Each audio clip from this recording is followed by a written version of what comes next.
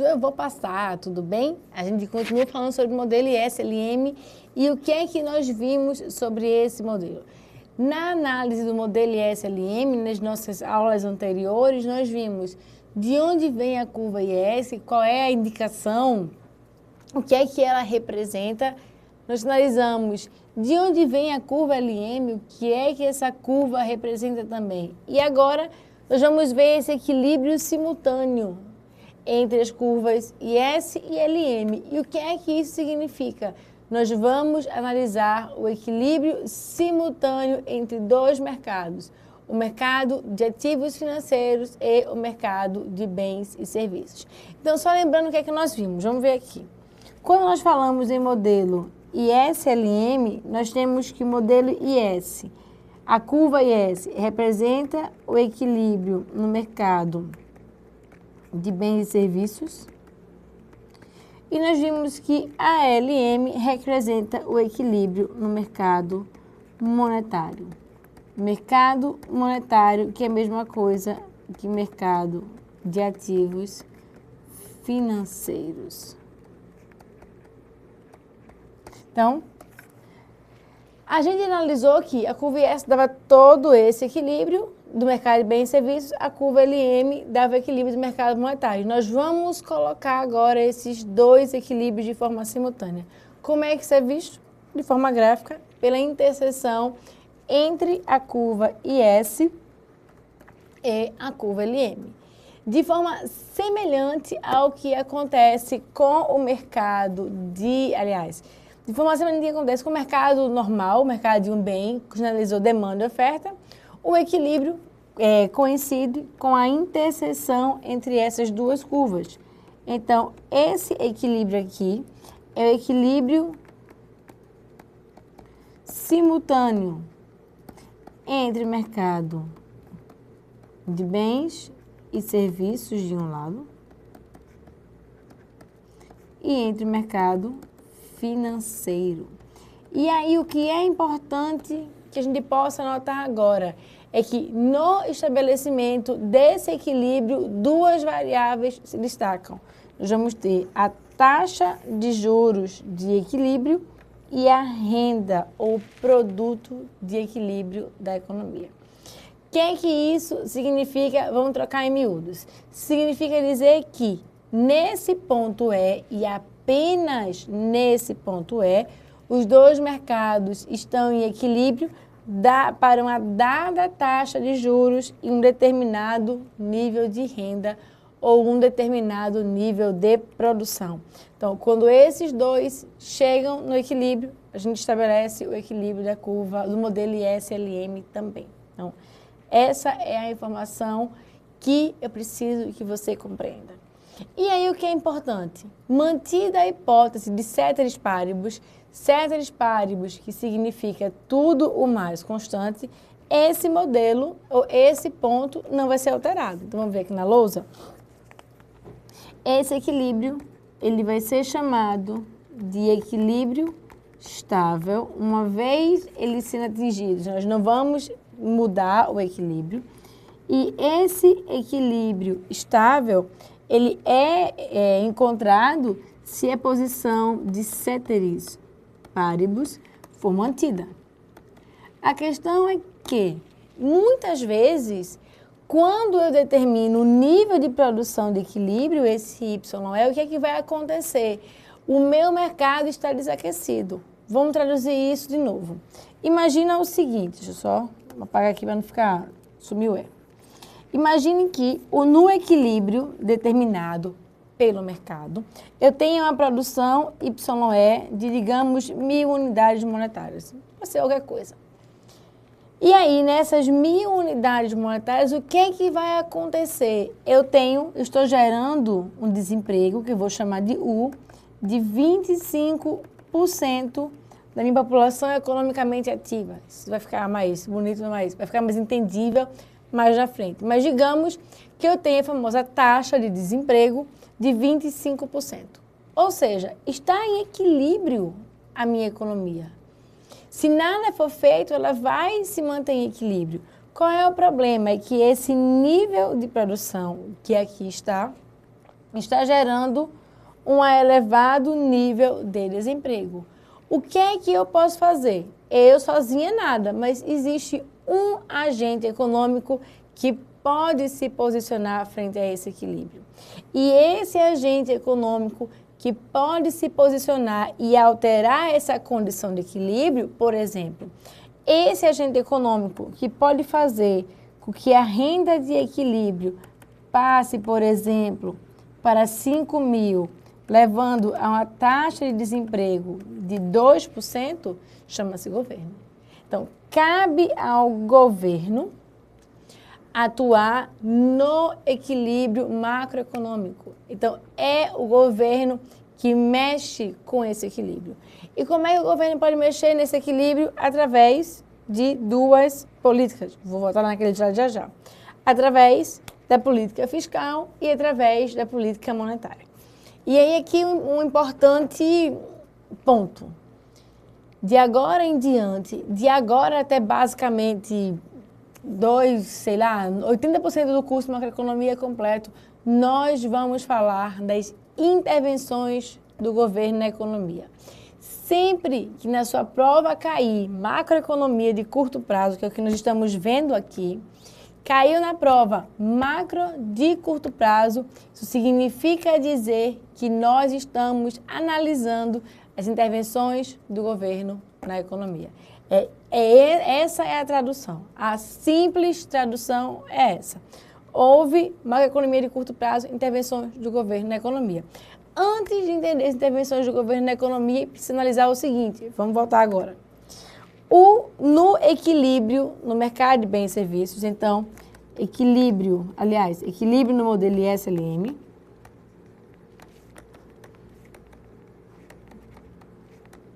no modelo IS-ILM, significa dizer que há um equilíbrio simultâneo entre o lado real da economia, poupança igual a investimento, e o lado monetário, oferta de moeda igual a demanda por moeda. Então, esse equilíbrio é um equilíbrio mais complexo. O que é importante que você lembre, agora recorda de ver, como aqui na lousa. O que é que nós vimos? Nós já analisamos o seguinte, nós vimos o mercado de bens e serviços. Deixa eu colocar aqui. Mercado, bens e serviços. Nós analisamos o equilíbrio no mercado de bens e serviços, analisamos o equilíbrio no mercado, aliás, os efeitos que existem das alterações no mercado de bens e serviços, no mercado de fatores e, finalmente, no mercado de ativos financeiros. Então, o que é que acontece aqui? O que é que nós temos? Quando a gente diz que no modelo ISLM há um equilíbrio simultâneo entre o mercado de bens e serviços e o mercado monetário, o mercado de ativos financeiros, tanto faz, isso significa dizer o seguinte, que quando o mercado de bens e serviços está em equilíbrio, o mercado de fatores, que a gente já viu, ele depende do mercado de bens e serviços, ele também está em equilíbrio. Então, o grande charme do modelo ISLM é esse equilíbrio mais amplo. Esse equilíbrio mais amplo no curto prazo. E aí, o que é que significa analisar no curto prazo? Pelo menos por hora, os preços são rígidos. Então, a gente consegue analisar toda essa harmonia entre esses três mercados.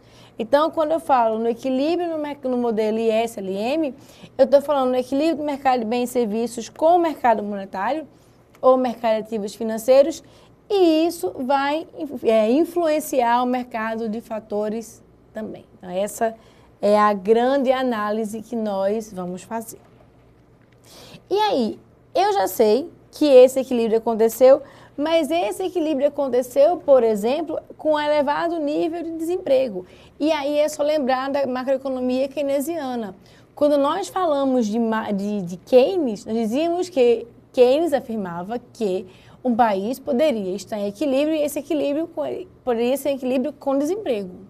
E o governo iria fazer políticas para tirar a economia desse estado de desemprego. E aí, uma política fundamental era apontada lá por Keynes, a política fiscal, a política de alteração de gastos e de tributos. Agora nós temos uma outra política, a política monetária. O governo, se ele quiser atuar no equilíbrio do mercado, se ele quiser atuar no equilíbrio macroeconômico no modelo ISLM, ele vai poder fazer tanto pelo lado fiscal quanto pelo lado monetário. É a discussão entre política fiscal e política monetária que nós vamos desenvolver ao longo de pelo menos umas 4 aulas. Por que 4 aulas só sobre políticas de governo? Porque elas são, de fato, as mais queridas pelas bancas de concurso. Vamos analisar na lousa. O que é a política fiscal? A política fiscal é a intervenção do governo na economia através do seu orçamento. A política fiscal ficou muito mais famosa e com muito mais prestígio depois que Keynes disse que, para resolver os problemas da economia, o governo deveria fazer a atuação imediata. E aí, foi o modelo keynesiano que deu essa pompa inteira para a política fiscal, que, só refrescando a memória, significa mexer na arrecadação de impostos ou mexer nos gastos. Tanto faz. Se eu vou falar em arrecadação de impostos ou se eu vou falar nos gastos do governo. O importante é que, se o governo quiser fazer política fiscal, ele vai mexer em um desses 2 instrumentos. Então, a arrecadação de impostos e os gastos seriam os instrumentos da política fiscal. Parte boa da política fiscal. Aliás, parte muito boa da política fiscal é que só tem 2 instrumentos. Por que eu estou dizendo isso? Porque a política monetária tem uma série. A gente vai apontar 3 como os principais, mas existe uma série de instrumentos que podem ser feitos na política monetária. Então, vamos começar pelo fácil. E aí, antes de falar sobre como é que funcionam esses instrumentos, vamos ver alguns exercícios. O exercício diz o seguinte: foi particularmente a partir da Revolução Keynesiana que o orçamento passou a ser concebido como um instrumento de política fiscal, com vistas à estabilização, à expansão ou à retração da atividade econômica. E aí foi, basicamente, depois de Keynes, que o orçamento passou a ser concebido como um instrumento de política fiscal, até que verdadeiro. Quem é esse... Cadê o orçamento? Quem é esse orçamento? O orçamento, ele é analisado como a relação entre tributos e gastos. Na verdade, nós vamos ver se o governo está em superávit ou em déficit fiscal por essa diferença entre os tributos de um lado e os gastos do outro. E aí ele aponta, foi particularmente a partir da Revolução Keynesiana que o orçamento, a relação entre tributos e gastos do governo, por exemplo, agora em 2015, nós estamos com diversos problemas de orçamento de diversas localidades.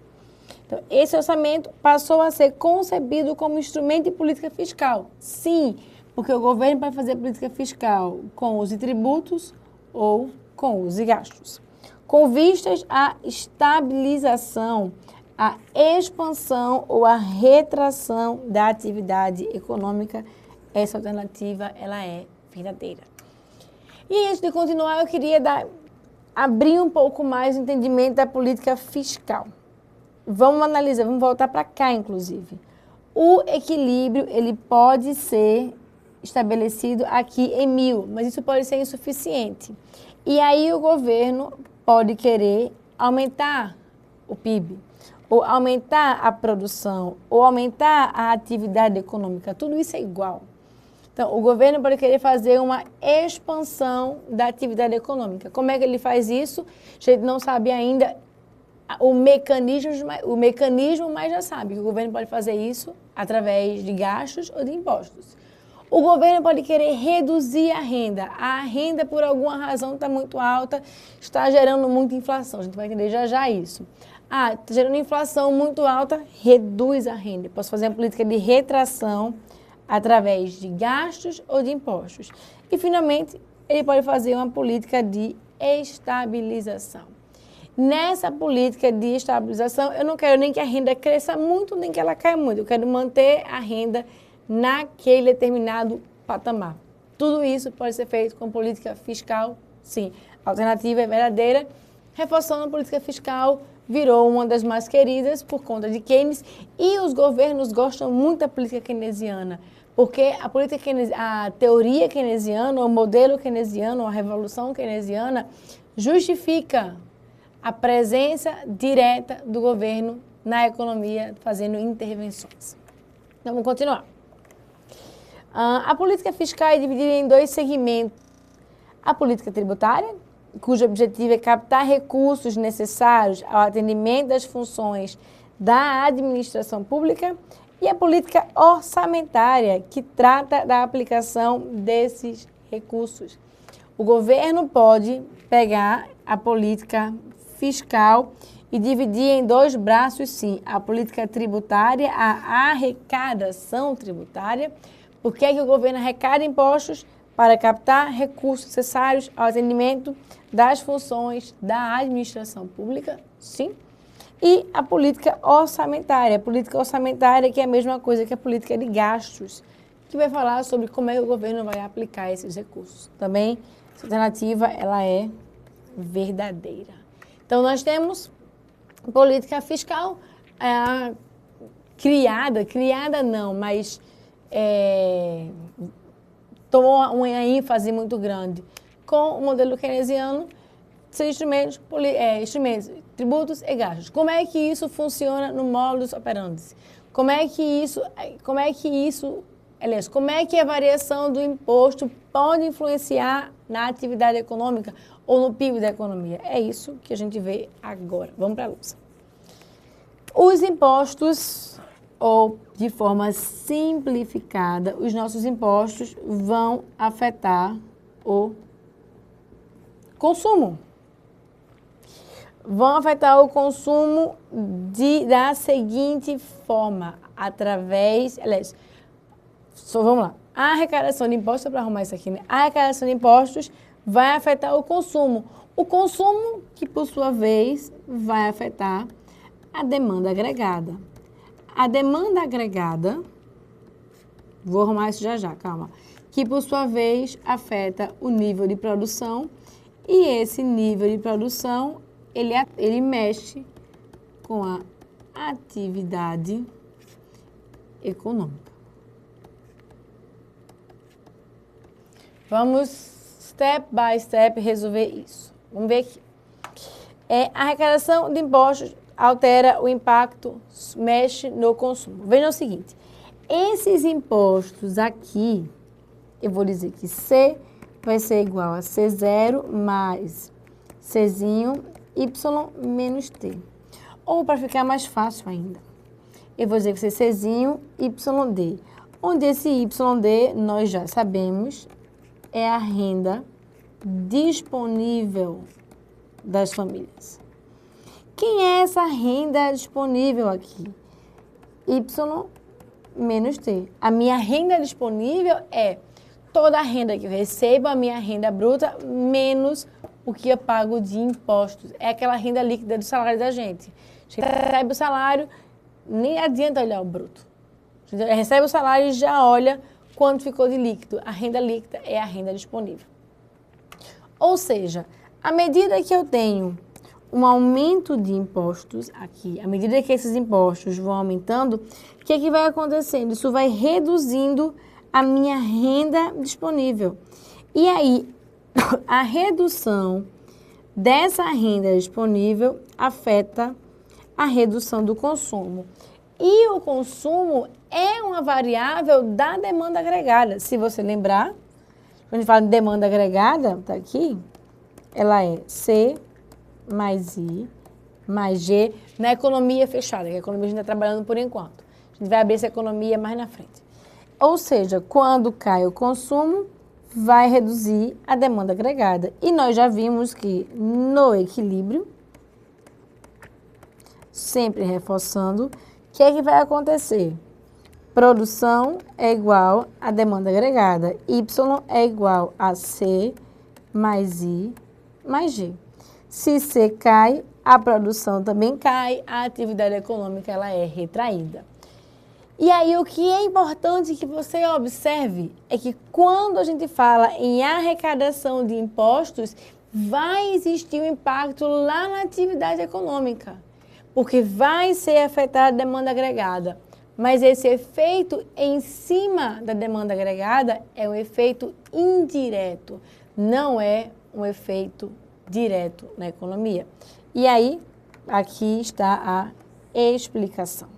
Veja que, nesse caso aqui, o aumento dos impostos, a gente aumentou o imposto aqui, levou a uma redução da demanda agregada, mas eu posso ter um aumento dos impostos, uma redução de impostos. Isso vai gerar um aumento da demanda agregada.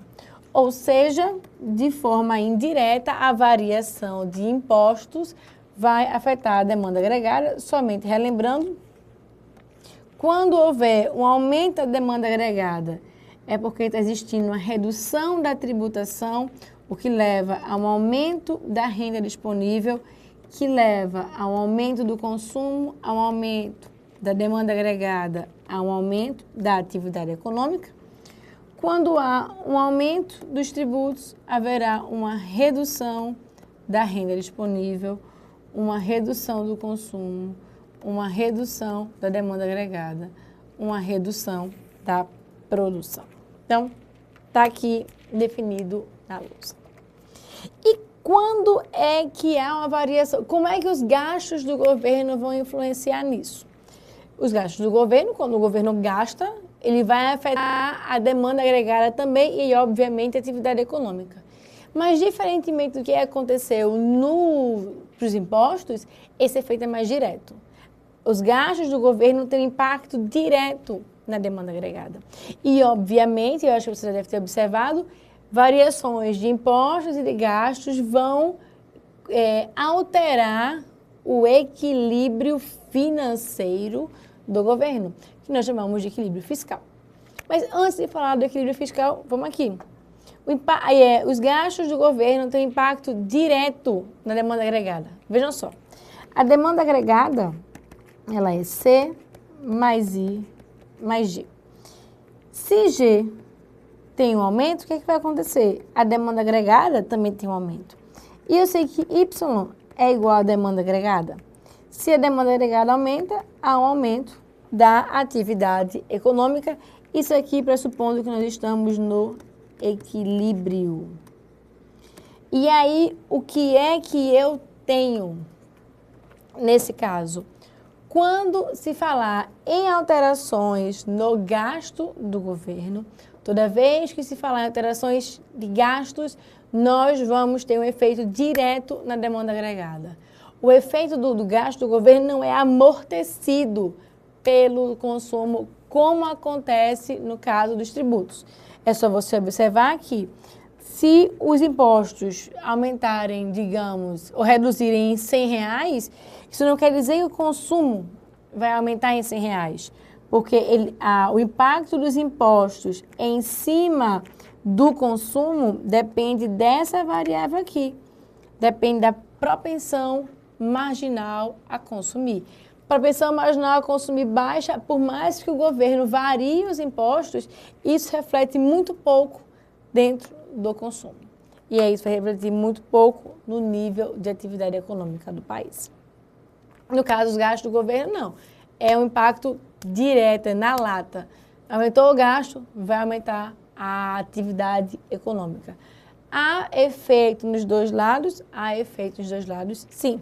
No caso aqui, se o governo quiser fazer um aumento da demanda agregada, ele vai gerar um aumento dos gastos.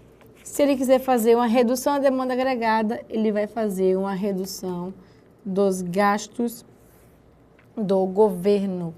E aí, há impacto na demanda agregada. Essas são informações importantes.